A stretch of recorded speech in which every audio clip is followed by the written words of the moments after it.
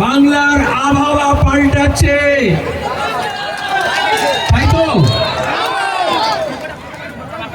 আমি নিজে গর্বিত। এই রায়গঞ্জ কেন্দ্র থেকে আপনারা যখন আমাকে এমপি বানিয়েছিলেন, গোকুলদার মনে আছে, 7টা বিধানসভার মধ্যে সবচেয়ে বেশি ভোটে জিতিয়েছিল করণদিঘি। সে কথা আমরা কখনো ভুলতে পারি না। তাহলে কি হবে? এবারে বামপন্থীরা জিতবে রাজ্য বিধানসভায়, কিন্তু আমি চাই সবচেয়ে বেশি ভোটে করণদিঘি থেকে জিত হবে তো? কারণ এই বাংলার মানুষ করণদিঘি থেকে শিক্ষা নিক। মুসলমান, রাজবংশী, আদিবাসী, তপশিলি, নমশূদ্র, উদ্বাস্ত, বর্ণ হিন্দু সবাই যদি এক কাট্টা হয়, তাহলে নতুন ইতিহাস লেখা যায়। আর সেই ইতিহাস লেখার আপনারা কারিগর। কিছুদিন আগে লোকে বলতো লাল ঝান্ডাকে ভোট দিয়ে কি হবে, আর এখন দেখবেন প্রেস কনফারেন্স করলে মিডিয়া জিজ্ঞেস করে আপনারা জিতলে কি করবেন। প্রশ্ন পাল্টে গেছে, উত্তরও পাল্টে গেছে। আমরা বলেছি প্রথম কাজ করব এই বাংলায় শান্তি ফিরিয়ে আনবো, অশান্তির শক্তিকে দূর করব, হিন্দু মুসলমানের ঐক্যকে দৃঢ় করব, সাম্প্রদায়িক শক্তিকে ঝেঁটিয়ে বাংলার বাইরে পাঠাবো। আর এখানকার মানুষ যাতে আবার আগের মতো, সেই পুরনো গান ছিল না, আগে কি সুন্দর দিন কাটাইতাম, প্রতিদিন দাঙ্গা হাঙ্গামা হচ্ছে, আমাদের মা বোনদের ইজ্জত দিয়ে খেলা হচ্ছে। এখানে কলকারখানা নেই, বেকার ছেলেমেয়েরা কাজ পাচ্ছে না, অন্য রাজ্যে যাচ্ছে পরিযায়ী শ্রমিক হিসেবে। আর সেখানে ভাষার নামে, ধর্মের নামে, পোশাকের নামে, খোরাকের নামে তাদের উপর জুলুম করা হচ্ছে। আর এখানে তৃণমূল কি বলছিল যে তৃণমূল আসলে বিজেপিকে আটকাবে। আচ্ছা, যখন কংগ্রেসের সরকার ছিল রাজ্যে, যখন বামফ্রন্টের সরকার ছিল, তখন এই বিজেপি ছিল,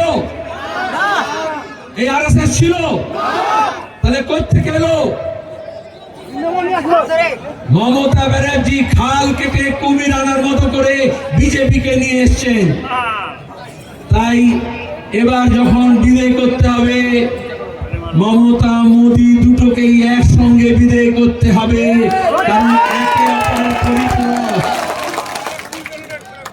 কেউ কেউ বলে এরা দিল্লিতে সরকার আছে, এরা কলকাতায় সরকার আছে, আপনারা বামপন্থীরা লাল ঝান্ডা কি দুটো বড় বড় দলকে হারাতে পারবেন?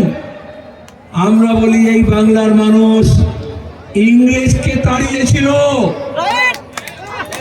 যে ইংরেজের বলতো সাম্রাজ্যের সূর্য অস্ত যায় না, অহিংস পথে সহিংস পথে লড়াই হয়েছে। আমরা এখানে বামপন্থীরা বলেছিলাম লাঙল যার জমি তার, যেমন কথা তেমন কাজ। অপারেশন বর্তা করে ভূমিহীন মানুষকে, কৃষককে আমরা জমি দিয়েছি। আর এখন বলছি জাল যার জল তার, তাহলে দিঘি, পুকুর, নদী, নালা এই বিজেপি তৃণমূল সব দখল করে নিচ্ছে। যারা মাছ ধরে তারা কাজ পাচ্ছে না, যারা কাপড় বন্ধ তাঁতি তাদের অবস্থা খারাপ, কৃষক ফসলের দাম পাচ্ছে না, সারের দাম বেড়ে গেছে, বীজের দাম বেড়ে গেছে, ডিজেলের দাম বেড়ে গেছে, কিন্তু সে যে ফসল তৈরি করছে তার দাম পাচ্ছে না। সিপিআইএম বলছে বামপন্থীরা জিতলে একটা ফসল উৎপন্ন করতে কৃষকের যত খরচ হয় তার 1.5 গুণ দাম আমরা দেব প্রথম বছর থেকে। কারণ আদানি আম্বানির রাজ শেষ করে কৃষকদের রাজ হবে। লাল ঝান্ডা মানে তাই। এই জন্য আমাদের প্রতীকে দেখবেন সবচেয়ে বড় করে কাস্তে আছে। কাস্তেটা কার হাতিয়ার? কৃষকের, চাষির। সলিল চৌধুরী একটা পুরনো গান ছিল, হে সমালো ধান হে, কাস্তেটা দাও শান হে। যারা মনে করেছিল কাস্তেটা একটু পুরনো হয়ে গেছে, মরচে ধরে গেছে, তাহলে আমরা বলবো কাস্তেটাকে একটু ভালো করে শান দিয়ে দেবেন, তাতে ধানও দাম পাওয়া যাবে, মানও বাড়বে। আর যারা বাংলার শত্রুতা করছে, দেশের মানুষের শত্রুতা করছে, কৃষক মজুরের শত্রুতা করছে, তারাও সাবধান হবে। আর হাতুড়ি আছে সঙ্গে, একজন মজুর সে ইট গেঁথে বাড়ি তৈরি করুক, সে একটা সাইকেলের চাকা মেরামত করুক, কয়লা খনিতে কাজ করুক, আর কারখানায় কাজ করুক, হাতে হাতিয়ার যদি হাতুড়ি না থাকে তাহলে তার শ্রম কোনো কাজ দেয় না। আর এই জন্য খেটে খাওয়া মানুষের হাতিয়ার হচ্ছে কাস্তে আর হাতুড়ি, এই দুটোকে মজবুত করতে হবে। আমরা অনেক দিন পরে অনেক ভেবে চিন্তে বাম ফ্রন্টে আলোচনা করে, এবং আমি গোকুলদাকে ধন্যবাদ জানাবো, এখানে করণদিঘিতে বরাবর ফরওয়ার্ড ব্লক দ্বারা তো বাম ফ্রন্টের তরফ থেকে আমরা অনেক দিন পরে বাম ফ্রন্টের তরফ থেকে সিপিআইএম এর কাস্তে হাতুড়ি তারা চিহ্নে এখানে প্রার্থী দাঁড় করিয়েছি। আপনারাই চেয়েছিলেন, আর আমরা অনেক ভেবে চিনতে হাজী শাহাবুদ্দিন ভাইকে এখানে প্রার্থী করেছি। আমি যখন কলকাতায় রাজ্য কমিটিতে সিদ্ধান্ত নিলাম, এখানকার জেলা কমিটি বলল হাজী শাহাবুদ্দিন প্রার্থী হবে, আলাম সিপিআইএম এর প্রার্থী, তারপর বাম ফ্রন্টের প্রার্থী, তারপরে যেদিন নমিনেশন জমা হচ্ছে তখন শত্রুদের বুকে কাঁপন দিয়ে হয়ে গেল, ও শুধু একা সিপিএম বা বাম ফ্রন্টের প্রার্থী না, করণদিঘির সমস্ত মানুষের প্রার্থী হিসেবে সামনে চলে এসেছে। আমাদের বেকার ছেলে মেয়েদের হাতে কাজ দিতে হবে, তাদের মেধা বুদ্ধি শিক্ষা দক্ষতা আমাদের এই রাজ্যকে গড়ে তুলবে। আমাদের নদীগুলোকে বাঁচাতে হবে, আমাদের বাঁধগুলোকে বাঁচাতে হবে, বন্যা রোধ করতে হবে, পানীয় জলের ব্যবস্থা করতে হবে। আর এই করণদিঘিকে আবার নতুন করে সাজাতে হবে।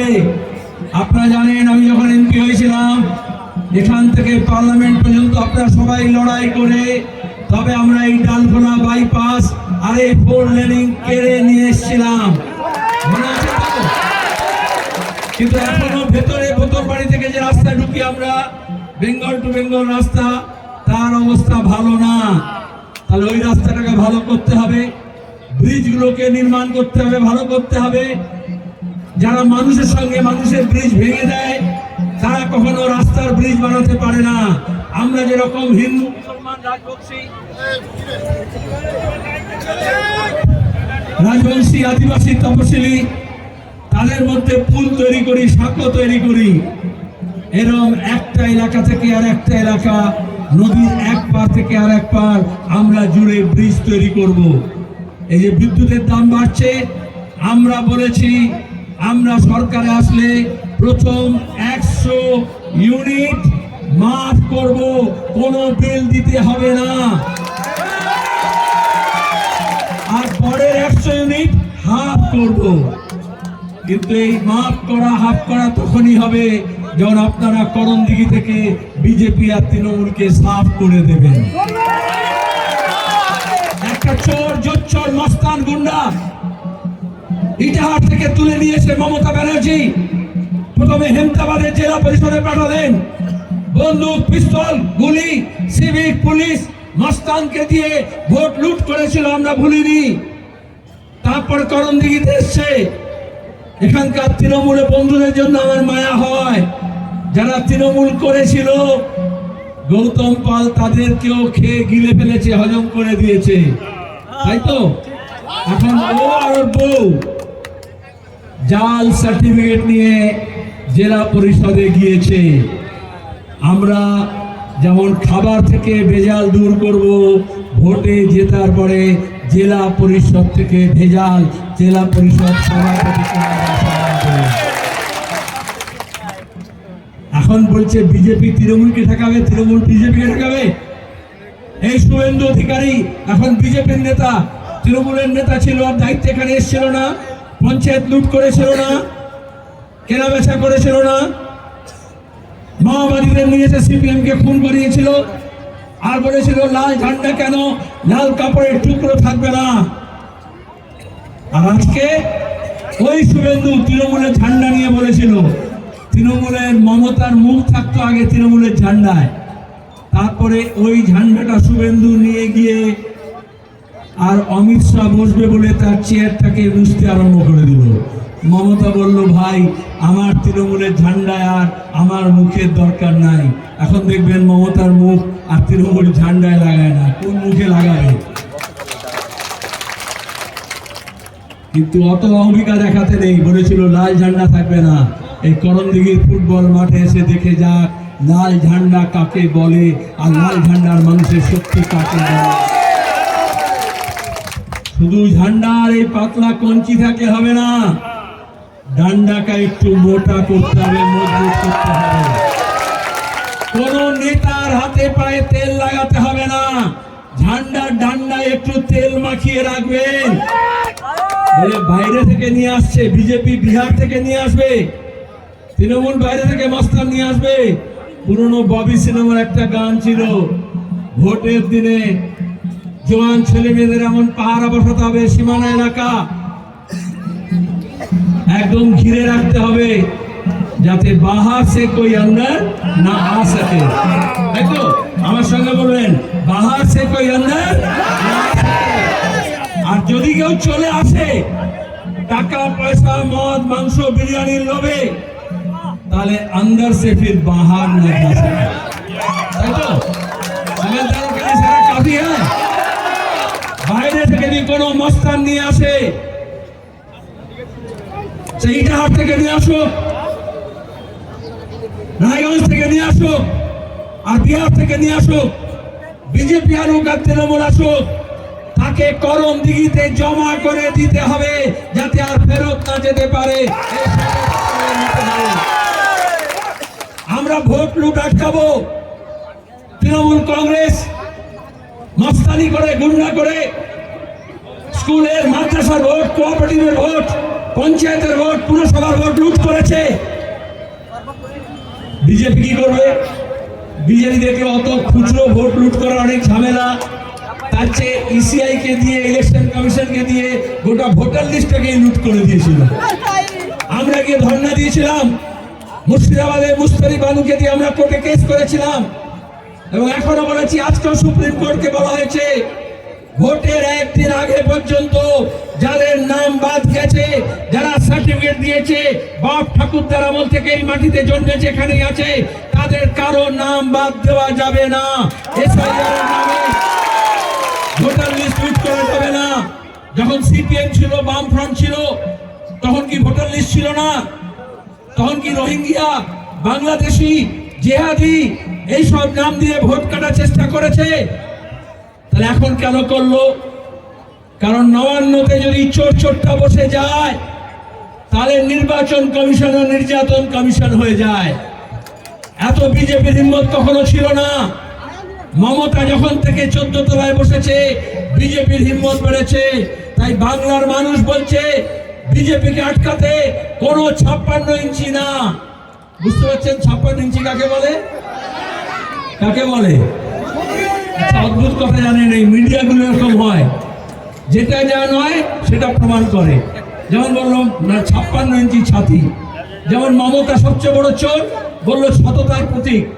এইভাবে টাকাকে মিথ্যা খবর, সত্যকে মিথ্যা, মিথ্যাকে সত্য করে। আচ্ছা 56 ইঞ্চি ছাতি আপনাদের রসখায় কারণ আছে?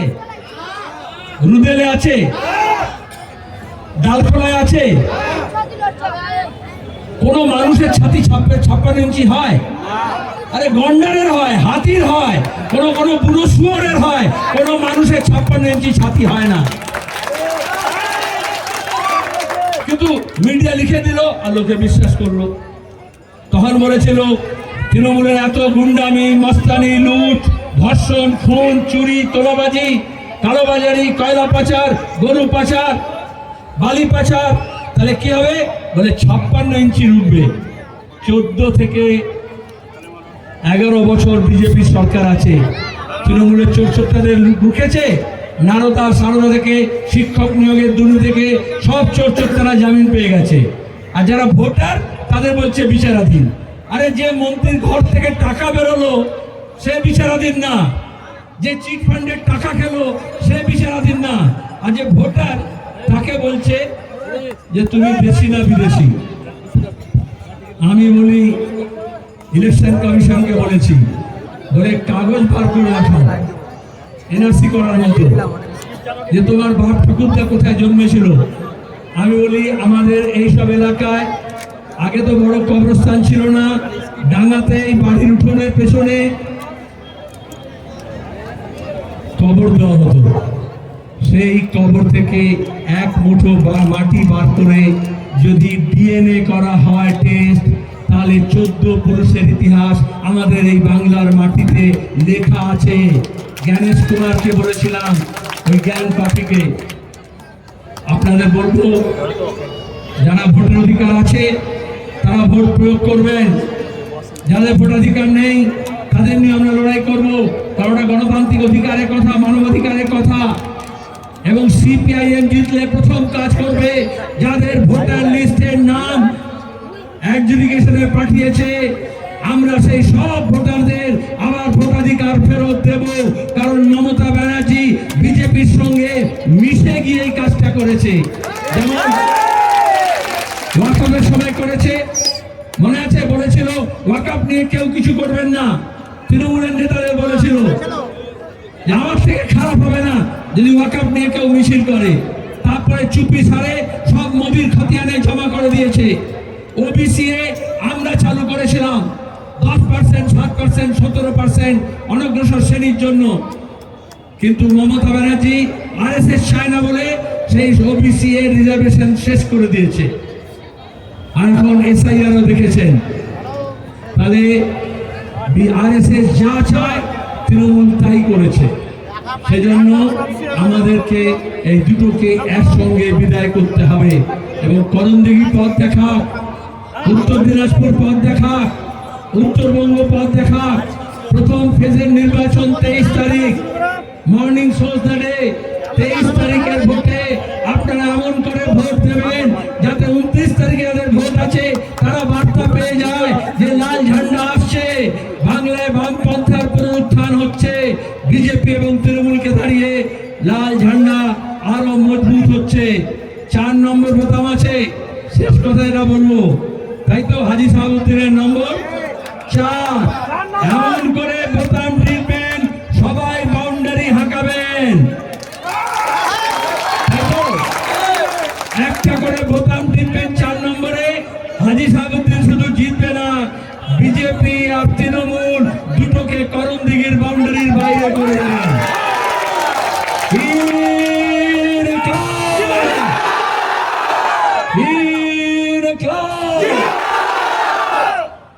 আমরা সব জায়গায় বলছি, বলতে হবে এ লড়াই লড়তে হবে, এ লড়াই জিততে হবে, এ লড়াই লড়তে হবে, এ লড়াই লড়তে হবে। ধন্যবাদ। আপনাদেরকে আমি একটা কথা বলছি।